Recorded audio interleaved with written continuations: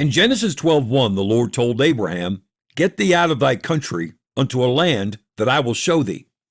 In Genesis 15, as Abraham was now living in that land to which God had promised to lead him, the Lord told him, "And thou shalt go to thy fathers in peace.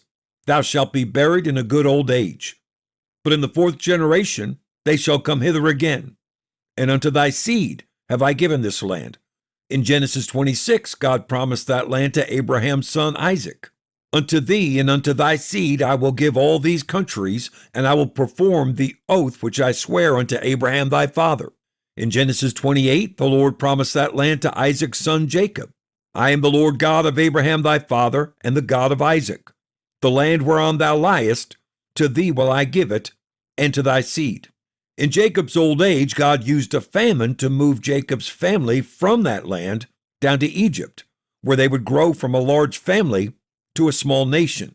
Before Jacob's son Joseph died, still living in Egypt, he told the surviving members of Jacob's family, "I die, and God will surely visit you and bring you out of this land unto the land which he sware to Abraham, to Isaac, and to Jacob."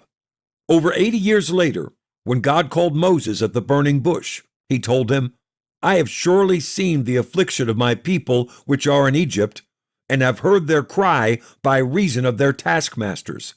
For I know their sorrows, and I am come down to deliver them out of the hand of the Egyptians, and to bring them up out of that land unto a good land and a large, unto a land flowing with milk and honey." On the night that God delivered the Israelites from Egypt, as Moses gave instructions for the first Passover, he told the people, "It shall come to pass, when ye be come to the land which the Lord will give you, according as he hath promised, that ye shall keep this service." The promised land. God had promised this land to Abraham and his descendants for over 400 years. And now, the descendants of Abraham were on their way to occupy the land of promise.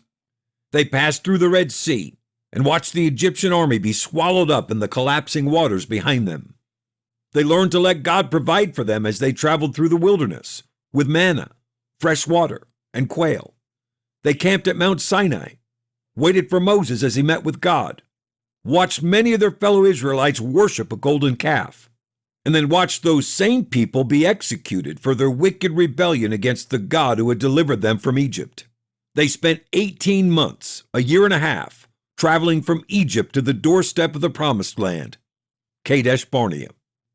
After 400 years, 4 centuries, the descendants of Abraham were now finally in position to take possession of the land that God had promised to give to them. Moses selected 12 men, 1 man from each tribe, to go in and scout out the land and bring back a report so that they could prepare and strategize. The people of Israel waited for 40 days for the 12 spies to return. When those men finally came walking back into the camp, they were carrying a cluster of grapes that was so huge it had to be suspended from a pole that rested on the shoulders of 2 of the spies. And this was just a small sample of the abundant, bountiful blessings of the land that they were about to live in.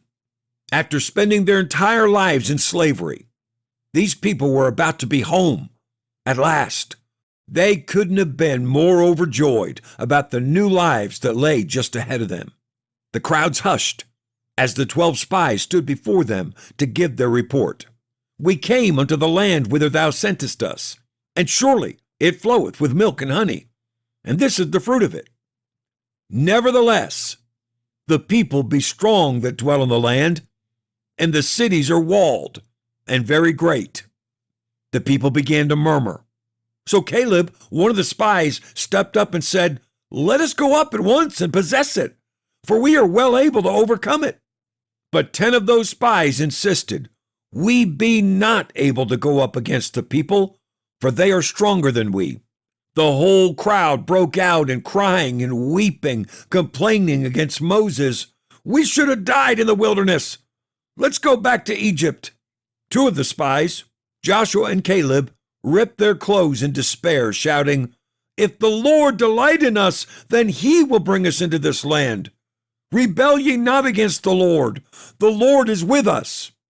The crowds were getting ready to stone Joshua and Caleb to death. But then the Lord showed up. How long will this people provoke me? And how long will it be ere they believe me? Because of their rebellious unbelief, God would not allow this generation to enter the promised land. They would spend the next 38 and a half years dying in the wilderness, while God raised up a new generation, their children, who would possess the promised land. The only exceptions would be Joshua and Caleb, because they believed God. Christian, do not forfeit the great blessings and opportunities that the Lord has waiting for you because of fear and unbelief. Stay the course.